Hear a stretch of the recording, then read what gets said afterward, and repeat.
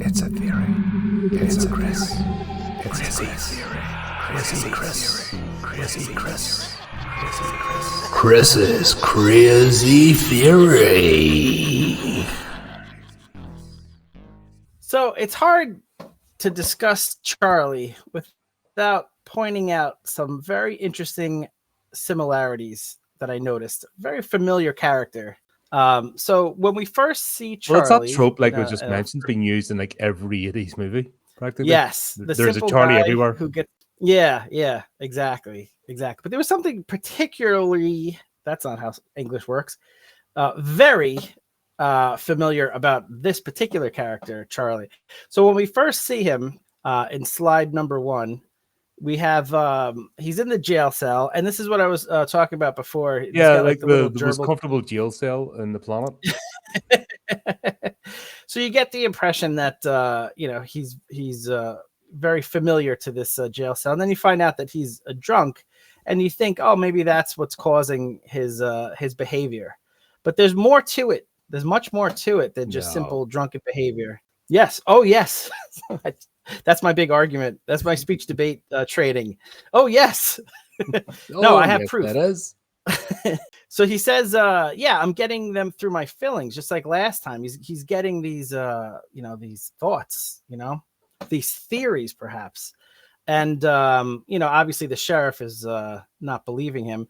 But he goes on to explain a little bit more of his backstory, which I enjoyed. So he says they're the same ones, the same feelings that he got that ruined his pitching career. So you're like, oh, okay, he's just telling tales out of school, as no one says anymore. But no, there's more to it. He says he was a prospect. He was a pitching prospect in the sport of baseball. I wasn't drinking then, was I? So now you're starting to think, well, wait a sec. He has a point. If he was a good pitching prospect, and then he illuminates further, he had heat, meaning he could throw, hard. And then he started getting these messages, and that's what caused him to start drinking and be crazy, not the other way around. It's not the drinking that came first. And that's an important distinction, I think, because like I said, Charlie was very familiar. Who else started to have theories out of nowhere? This guy.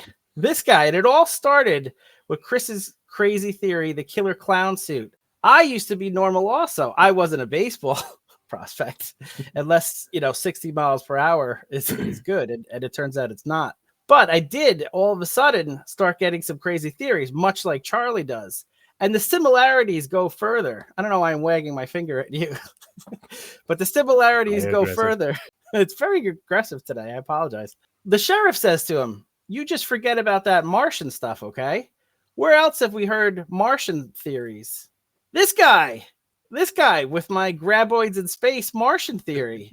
So the similarities go even further. He starts doing research, right? Okay, 1948, a Missouri housewife is kidnapped by 6 little men with orange heads on her way to the laundromat. He's doing all this research. What else has 2 thumbs and does a lot of research? This guy. This guy does a lot of research too. So Charlie and I have a lot in common. And it goes further. He says, you just go get a tin can. Hello?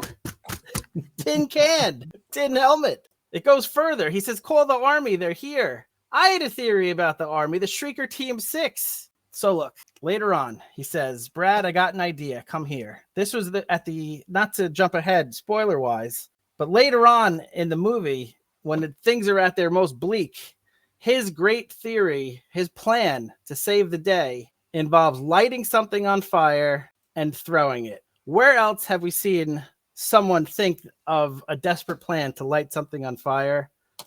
My character in the horrific games Call of Cthulhu, The Lightless Beacon, my character Stan Biglio did exactly that. He lit something on fire. So you put all the evidence together, all the theories, all the behaviors, and you could only come to one conclusion, and that is Charlie McFadden is my biological father. That has to be one of the most random theories ever. Papa, come home. You were right, Charlie. So was I. There you go, folks.